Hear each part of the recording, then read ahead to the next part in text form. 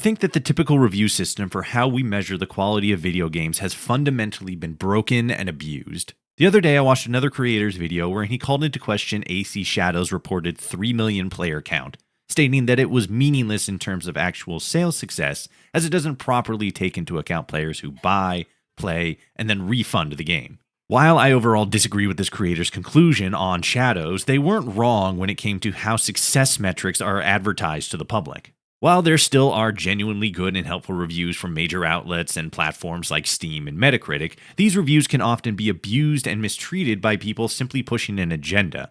From groups like the anti-woke community downvoting anything with a gay person in it, to industry loyalists propping up games that just don't deserve higher praise, these review systems more so gauge player bias as opposed to the actual quality of a game. Sites like Metacritic and Google Reviews are further susceptible to manipulation because you don't even need to own the game that you're submitting a review for. You can't trust reviews because they don't take into account player bias. You can't trust active player counts because they don't show the whole picture. You can't trust sales numbers because they often don't take into account refunds. You can't fully trust reviews from big outlets or independent creators because they too contain bias and skewed perspectives. The reality of the situation is that reviews aren't going away, as much as they probably should.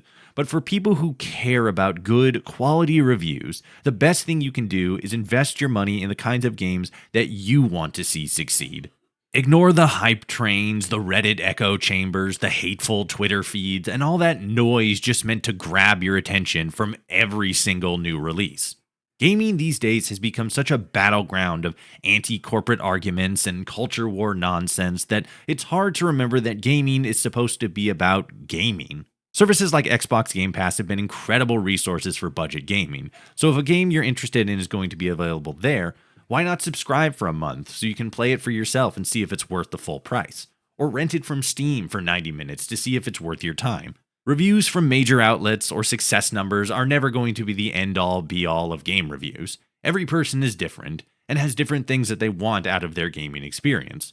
So you'll never really know if you'll enjoy something until you experience it yourself. Because at the end of the day, the best reviewer is you.